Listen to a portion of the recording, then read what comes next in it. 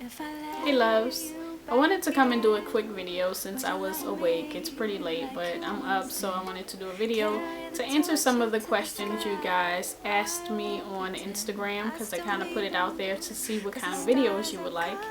And I wrote some of them down, and I'm going to try to get through each of them. But the first one I'm going to start with is transitioning. Should you big chop or not?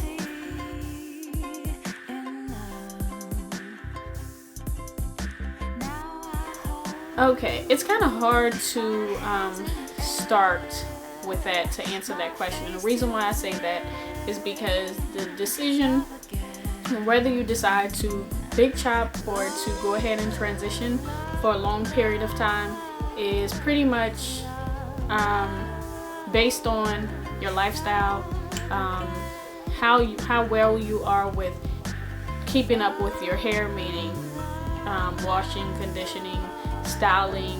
If you're not a hair person, that can be a factor. It can also, if you are impatient like I am, you know, that can be a factor. Or if you just don't mind having short hair. It's pretty much you know, personal opinion, or you know, your decision on whether or not you should keep your hair. I can only, you know, speak for myself, and for me, I planned on transitioning for a full year because I knew I would, you know, I told myself I don't want a big chop, I don't want short hair. I've had short hair before when it was relaxed, so I'm gonna go ahead and transition so I can keep my length and just, you know, periodically cut some off. Well, that lasted all of about 2 months, and after that I was kind of tired of the two textures. I wanted to see what my hair was gonna look like. A big part of it for me was curiosity, because I wanted to see what my natural texture was. I've had relaxers since I was a little girl, so I didn't remember, and you know, I decided, let me go ahead and big chop, because I don't want to get to a point that I've been natural for, you know, 3 years, my hair is longer, and I turn around and say, I wonder what my hair would look like short. So I went ahead and big chopped. That was me, you know, that's just the way I am, so I went ahead and big chopped. Not saying that everyone has to. The things I've ran into with having really short hair were not that bad. I did run into some negativity from other people, but even if you transition, you might do the same. You have to get used to seeing yourself with shorter hair, because your whole face is going to be exposed. Normally your hair, if you have longer hair, when it's relaxed, is going to hide, you know, this much of your face, so you'll see, you know, only this much, but you'll see everything. So it's going to take some time for you to get used to actually seeing yourself with short hair. Just like any other change in your life, you need some time to get adjusted to it. That's fine. Styling wise, there's not much you can do. I mean, washing was very straight point and easy. You can get up in the morning and decide if you want to co-wash before work. Hey, it'll take only, you know, a short amount of time to dry. So you can co-wash your hair. You can either you can even use shampoo if you decide to. Just shampoo and condition your hair. You know, put a little gel in it, fluff it around depending on how your curls are, or if you have kinkier texture hair like I have, you may not need gel. You can just use conditioner. So washing was easy, very easy. When it got a little bit longer, I was able to just throw on a headband and just slide it back and put some earrings on and go.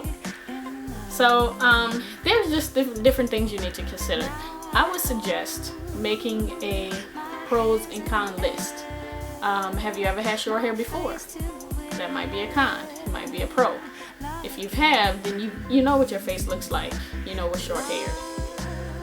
Do you want to go through the length of time it's going to take for your hair to get a length where you're comfortable with it if you're not comfortable with really short hair?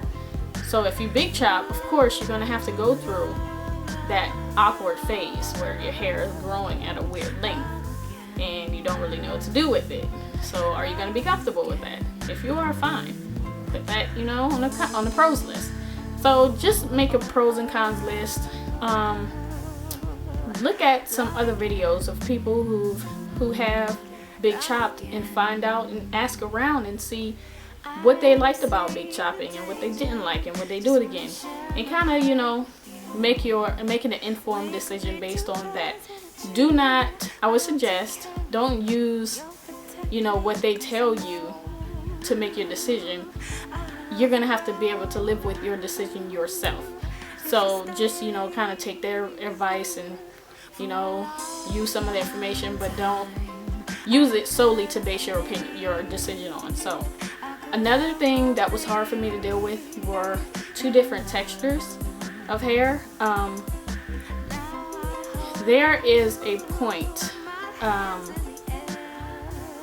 cannot think of it right now, but I'll actually put the name up here, where your natural hair is, and then where your natural hair, new growth hair, and your relaxed ends meet, that line in the middle is very, very delicate. So you got to be extremely careful with your hair. When you're detangling, you can't just be ripping through it with a brush just because you have relaxed ends on. You can't be just, you know, handling it all kind of ways, because that hair, once it starts breaking off and splitting, you're going to have to cut more of it.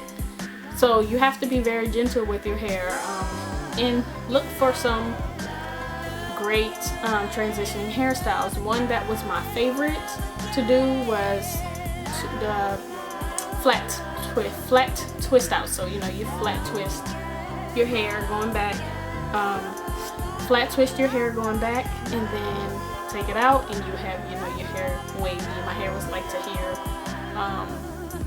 jaw length when I would take my hair out, and it works for me. I was able to tie it up or let it down, and I had bigger hair than what I was used to, and I loved it. So that was my go-to style. You aren't really able to do the puff because your ends are still stringy, but you can still do buns.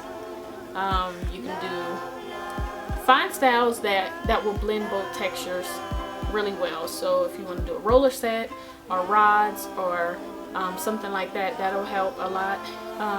If you are used to having weaves and extensions, braids, you can still do those type of things. So you have varieties, you have options.